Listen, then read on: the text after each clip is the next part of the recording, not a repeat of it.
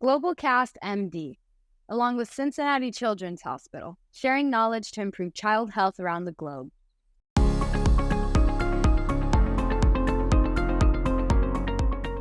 Hello, Pediatric Surgery family. I'm Gootee, a research fellow from Cincinnati Children's Hospital Medical Center. Our 11th annual update course in pediatric surgery was held past August. In this video series, we'll recap the sessions and share the main highlights with you. In this video, Drs. Meera Kotagal and Katie Russell are sharing their guidelines and the updates in massive transfusion protocols, or MTPs. All right, guys, here's our next scenario. So this is an 8-year-old who's got a gunshot wound to the abdomen. He was playing with his 4-year-old brother and he was unintentionally shot.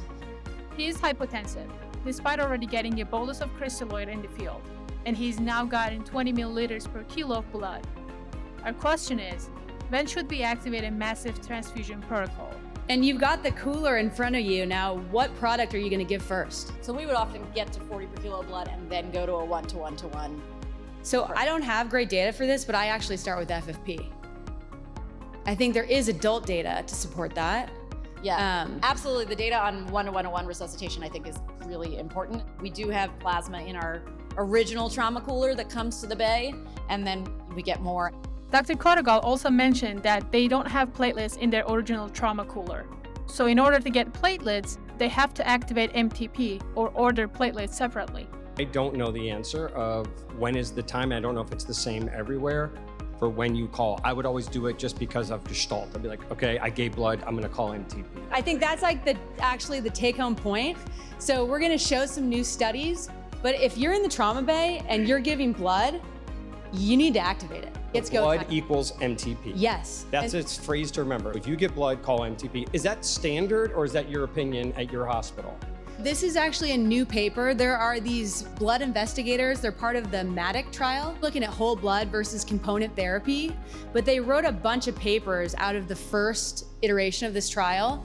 And after 20 per kilo of blood, within an hour, you should activate the MTP. And what gets destroyed or ruined when you call an MTP and don't use it?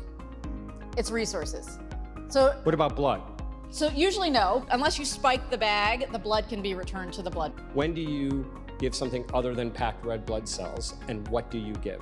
Bad trauma coming in, not normal at all. Whole blood would be the best, I think, personally. So we have not been able to get our blood bank to make whole blood for kids because it needs to be Okay. We want to aim for 1-to-1-to-1, Okay. for sure, and definitely FFP should be what you give after you give blood.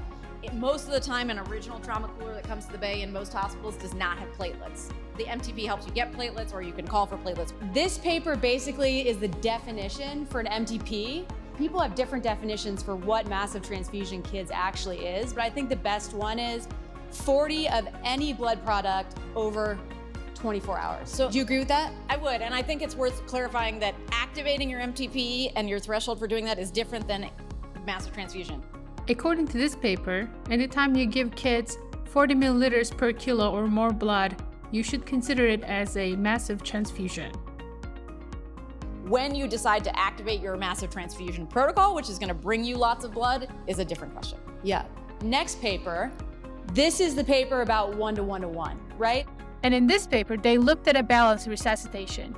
The main idea is the more fresh frozen plasma or FFP you give, the lower your mortality is. The closer you are 1-to-1-to-1 is better, and these guys have shown this in kids.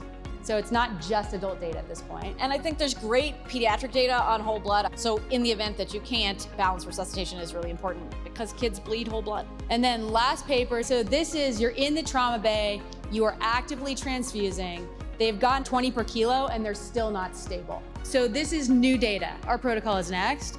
We're doing 40 as of now, but I think that it's certainly an area for improvement. This is a low frequency, high acuity event, and every now and then there will be a GI bleeding or a bad liver transplant. So sometimes it is just useful to have a second set of hands. We recently created an MTP team that responds anywhere in the hospital to try to help run these resuscitations. And so all they're in charge of is giving the blood. Primary physicians can take care of dealing with what the underlying medical problem is, and then we just go and give blood. Who's on your team? The trauma APP is running the team, and then we bring an ER nurse who knows how to run the Belmont.